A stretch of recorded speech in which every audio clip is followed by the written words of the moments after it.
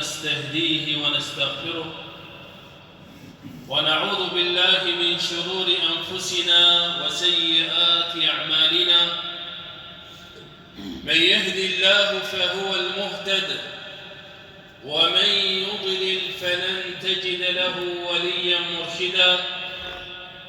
وأشهد أن لا إله إلا الله وحده لا شريك له، وأشهد أن سيدنا ونبينا وقائدنا محمدًا عبده ورسوله صلى الله عليه وآله وصحبه وسلم، وصفيه من خلقه وخليله، بلغ الرسالة وأدى الأمانة ونصح الأمة وجاهد في الله حق جهاده حتى أتاه اليقين.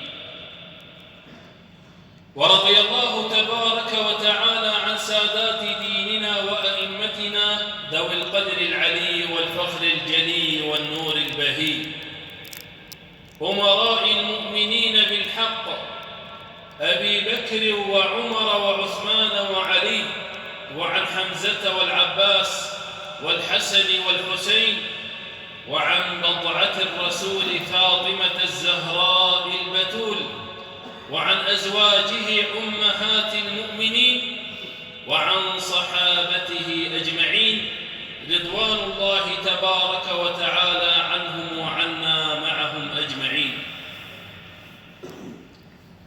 يا أيها الذين آمنوا اتقوا الله ولتنظر نفس ما قدمت لغد واتقوا الله إن الله خبير بما تعملون. أوصيكم عباد الله ونفسي الخاطئة المقصرة أولا بتقوى الله وطاعته ولزوم أوامره وكثرة مخافته، فإن التقوى شعار المؤمنين ودثار الصالحين، ووصية الله في وفيكم أجمعين: أطيعوا الله أيها المؤمنون. أما بعد، فحياكم الله تبارك وتعالى وبياكم وبيض وجوهكم، وأسأله جل جلاله وعم نواله كما وجمعني وإياكم في هذا المسجد المبارك وفي هذا اليوم المبارك أن يجمعنا في جنات ونهر في مقعد صدق عند مليك مقتدر. قبل أن أشرع في عنوان هذه الخطبة بإذن الله تبارك وتعالى، أنصح نفسي الخاطئة وحضراتكم أنه ينبغي على الواحد منا عندما يحط رجله في المسجد، أول ما يحط رجله في المسجد ينظر إلى نفسه ويستحضر في قلبه عظمة الخالق جل جلاله وعم نواله. فهمنا من سيدنا رسول الله صلى الله عليه وسلم أنه يسن لنا، وأنا جاي أتمشى من بيتي متوضي وهذا البرد، حتى أستجيب لنداء الله، لأن الله قال: يا أيها الذين آمنوا إذا نودي للصلاة من يوم الجمعة فاسعوا إلى ذكر الله. فأنتم مؤمنون لأنكم استجبتم إلى هذا النداء. فواحد أول ما يقول الحمد لله والشكر أنني من المؤمنين ولست من عباد الله العاصين، استجبت لنداء الله. فعندما أصل إلى المسجد أقول بسم الله والصلاة والسلام على رسول الله، اللهم اغفر لي ذنوبي وافتح لي أبواب رحمتك، وأنا أقدم رجلي اليمنى وأدخل المسجد. فعند فور دخولي إلى الحرم أستحضر في قلبي نظر الجبار جل جلاله وعم نواله، لأن سيدي رسول الله عليه الصلاة والسلام قال: إن الله لا ينظر إلى أجسامكم ولا إلى صوركم. يعني حتى خادمكم كيف لابس عمامة هذا شرف، نحن نخدم الدين، ليس هنالك فضل لا للخادم عليكم ولا أنتم على الخادم، الفضل كله يرجع إلى الله تبارك وتعالى. فنستحضر في دخولنا إلى المسجد عظمة الله عز وجل، لأن الله عز وجل مطلع على قلبي وعلى قلوبكم. قال عليه الصلاة والسلام: إن الله لا ينظر إلى أجسامكم ولا إلى صوركم ولكن ينظر إلى قلوبكم وأعمالكم. رواه الإمام مسلم. فرب العالمين أول ما يباوع على قلوبنا إخواني، يباوع على أعمالنا هل هي طيبة، أعمالنا توصل إلى الله عز وجل أم لا توصل إلى الله. فكل إنسان عندما يدخل المسجد يستحضر عظمة الخالق ثم يشرع بالسلام، تحية المسجد وهي الصلاة.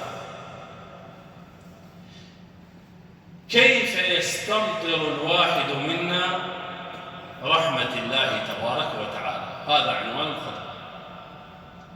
كيف الواحد منا يستمطر، يستجلب، يتوسل إلى الله عز وجل أن تنزل رحمات الله عز وجل عليه. أولا ينبغي أن نعلم علم اليقين أن الله سبحانه وتعالى قريب منا. قال تعالى بعد: أعوذ بالله السميع العليم من الشيطان الرجيم: وإذا سألك عبادي عني فإني قريب أجيب دعوة الداع إذا دعان فليستجيبوا لي وليؤمنوا بي لعلهم يرشدون.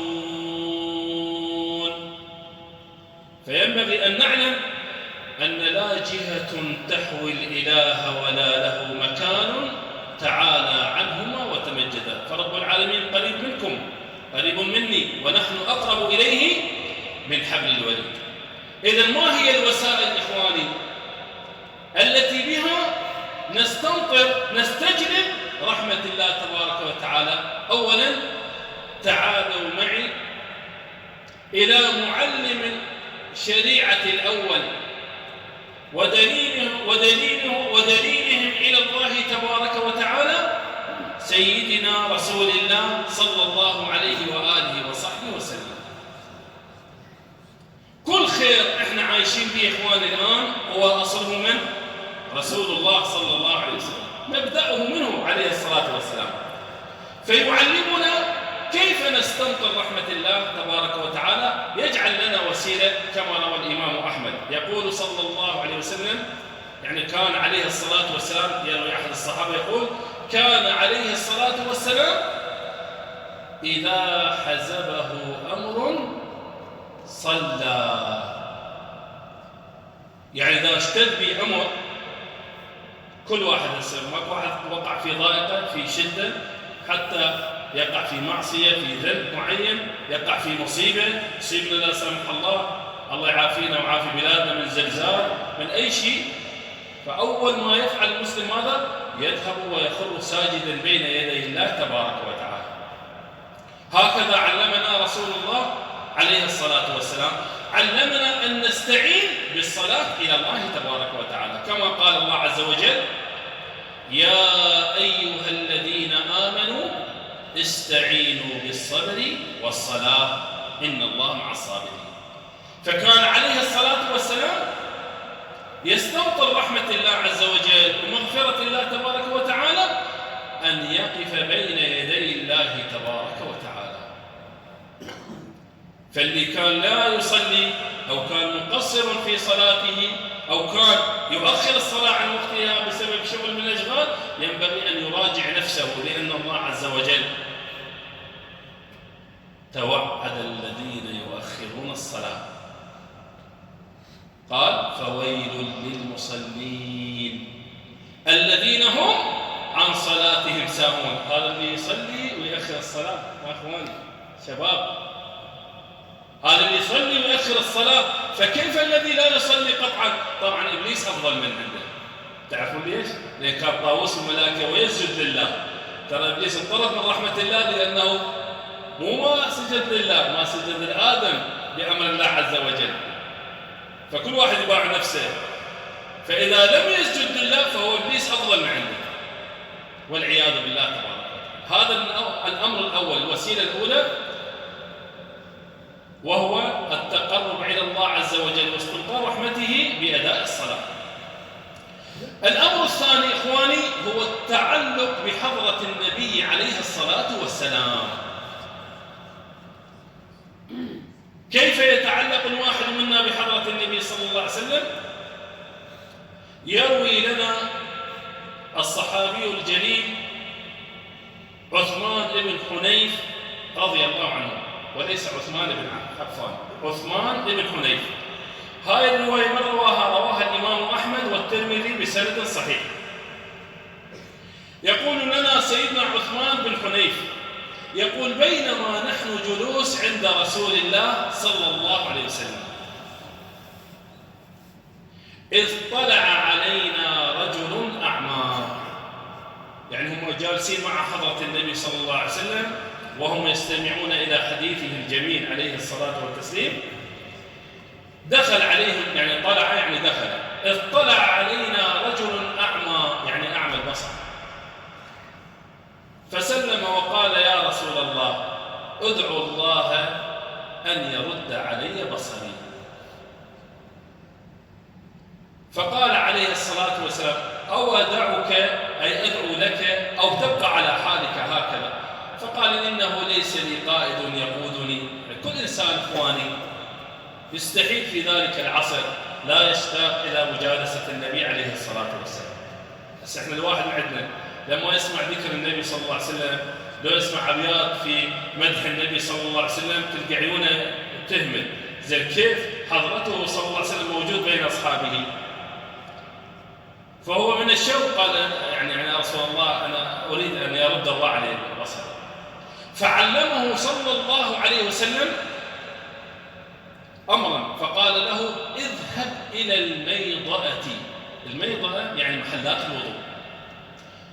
طبعا محلات الوضوء أخواني في ذاك الوقت تكون خارج المسجد. قال: ثم توضأ. فعلمه صلى الله عليه وسلم ماذا يفعل؟ أن يتوضأ. قال: ثم صلي ركعتين. ولما تتوضأ شو تسوي؟ صلي ركعتين. ثم قل، أي بعد أن تنتهي من الصلاة، يعني ترفع يدك وتدعو. قال: ثم قل بعد أن تصلي ركعتين: اللهم إني أسألك وأتوجه إليك بنبي محمد نبي الرحمة صلى الله عليه وسلم.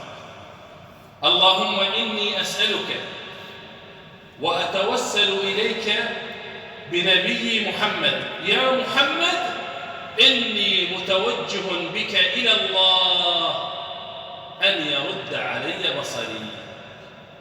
اللهم فشفعه في وشفعني في نفسي. انتهى الحديث.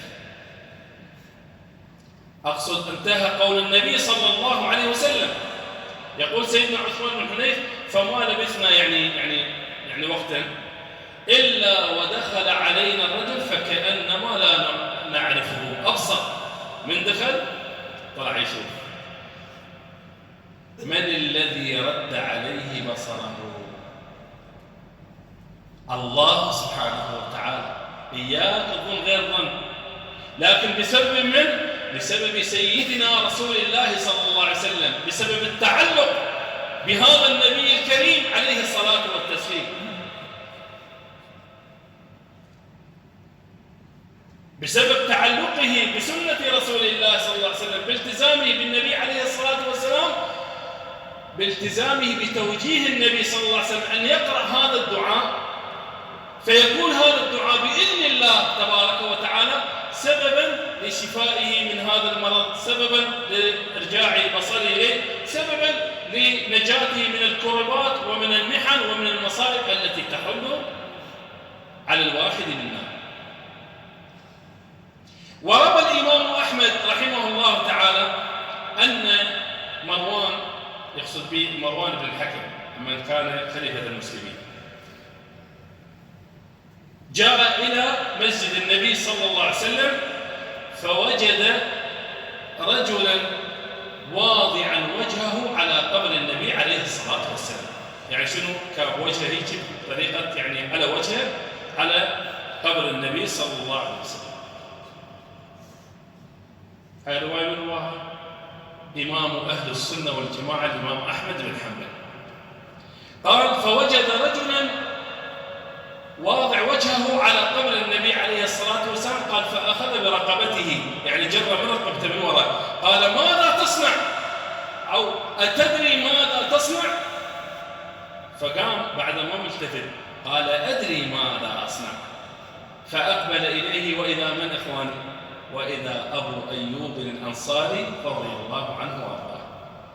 تعرفون أبو أيوب الأنصاري؟ أبو أيوب الأنصاري هو بما أنه من أنصار إذن هو من أهل المدينة، صحابي جليل. هو أول شخص لما دخل حضرة النبي عليه الصلاة والسلام إلى المدينة بات ببيته، فتح له بيته وآوى النبي صلى الله عليه وسلم.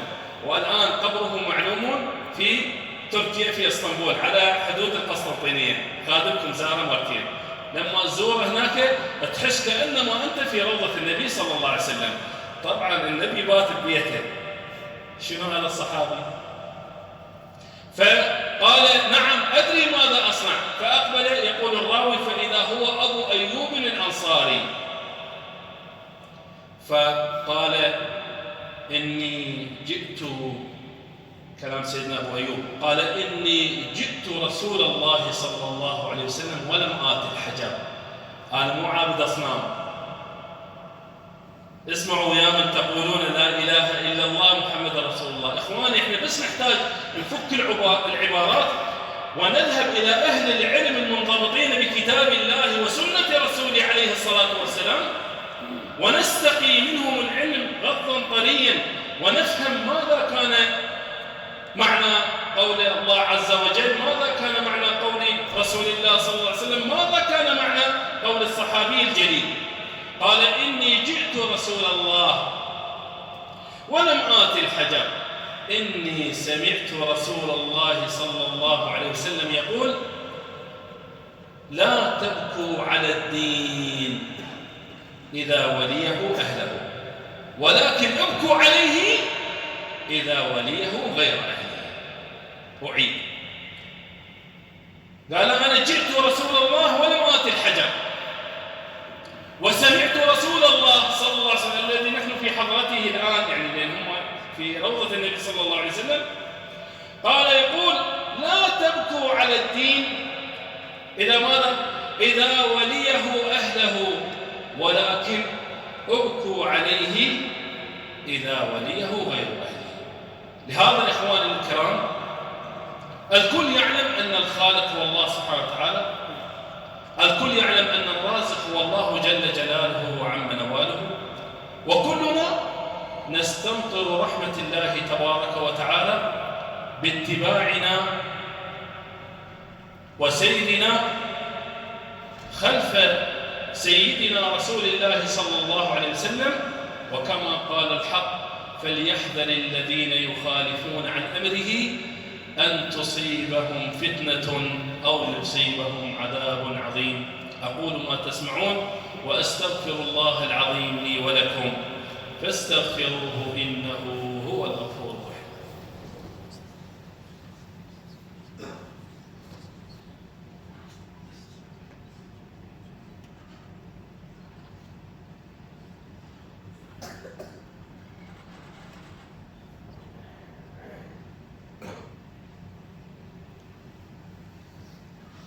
الحمد لله ثم الحمد لله، ما توفيقي ولا اعتصامي إلا بالله، عليه توكلت وإليه أنيب، حسبي الله. اعلموا أيها الإخوة الأحبة الكرام إن الله أمر أمرا بدأ فيه بنفسه وثنى بملائكة قدسه وثلث بالعالمين من جنه وإنسه، فقال قولا كريما تعظيما لقدر نبينا وتفهيما لنا وتعليما: إن الله وملائكته يصلون على النبي يا أيها الذين آمنوا صلوا عليه وسلموا تسليما. اللهم صل وسلم وبارك على سيدنا محمد وآل سيدنا محمد كما صليت وسلمت وباركت على سيدنا إبراهيم وعلى آل سيدنا إبراهيم في العالمين إنك حميد مجيد.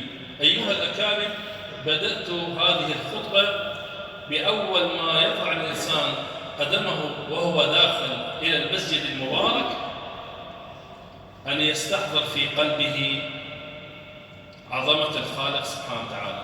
لماذا قلنا القلب؟ لأن القلب إخواني طاقة من طاقات الروح، وهذا مصيبة إخواني. القلب إذا لم يصفو لله تبارك وتعالى فهو في خطر عظيم. القلب إذا لم يصفو لله تبارك وتعالى فهو في خطر عظيم. فسلامة القلب وصفاء القلب نجاة لك في الدنيا وفي الآخرة. في الدنيا أننا الآن هسه بعد شوية الإمام يقول استووا واعتدلوا الصلاة، فيقول لينوا بأيدي إخوانكم. اسمع الإمام هكذا يقول، بعدين يقول لا تختلفوا ماذا؟ فتختلف قلوبكم. ويرى أنا هسه صلي صفي أخوي يصلي يمي وأنا في قلبي غل وحقد عليه. واحد يقول أنا صار سنين والله ما أسلم عليه، أنا أسلم على هذا، أنا أنزل من نفسي. ليش يا أخوان؟ آخر لا يتكلم، آخر يمكن تلك سنين ما مسلم على أو أشهر على أبوه وما، آخر ما يسلم على أخوه. يعني شنو فائدة الصلاة؟ الصلاة صلة بينك وبين الله سبحانه وتعالى، الصلة تعلمك الصلة مع الآخرين. فسلامة القلب صفاؤه في الدنيا سبب لنجاتك يوم القيامة، لأن يوم القيامة ماذا قال الله عز وجل على لسان سيدنا إبراهيم على نبينا وعليه الصلاة والتسليم؟ ماذا قال؟ قال يوم لا ينفع مال ولا بنون إلا من أتى الله بقلب سليم. هاي الحياة بدايتها ونهايتها. تصفي قلبك في هذه الدنيا يصفو قلبك في تلك الدار. لا ينفع مال ولا بنون إلا من أتى الله بقلب سليم. فإذا الصلاة بدون قلب سليم، زكاة بدون قلب سليم، صيام بدون قلب سليم، حج بدون قلب سليم، لا إله إلا الله محمد رسول الله وأنا أحكم بتضليل وتكفير الناس وخراجهم من ملة الإسلام، مشكلة.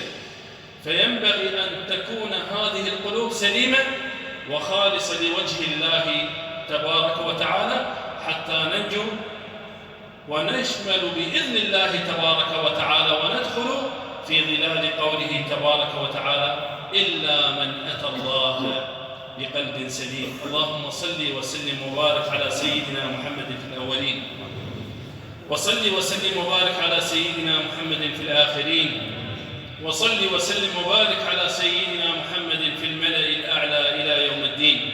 اللهم اجعلنا بالصلاة والسلام عليه من الفائزين، ولهديه وسنته متبعين، ولحوضه واردين شاربين، وتحت لوائه يوم القيامة من المحشورين. اللهم يا أول الأولين ويا آخر الآخرين ويا أرحم الراحمين يا أجود الأجودين يا راحم المساكين، اللهم فرج الكرب عن العراقيين، اللهم فرج الكرب عن العراقيين، اللهم فرج الكرب عن الفلسطينيين، اللهم فرج الكرب عن المسلمين في مشارق الأرض ومغاربها يا رب العالمين. اللهم يا حي ويا قيوم برحمتك نستغيث، أصلح لنا شأننا كله ولا تكلنا إلى أنفسنا طرفة عين ولا أقل من ذلك يا رب العالمين. اللهم يا رؤوف ويا رحيم، يا رؤوف ويا رحيم، يا رؤوف ويا رحيم، فرج كرب المسلمين، أدخل الفرح والسرور إلى بيوت المسلمين. اللهم إنا نسألك الأمن والأمان والاستقرار لبلادنا وسائر بلاد المسلمين. اللهم اغفر لنا ذنوبنا كلها سرها وجهرها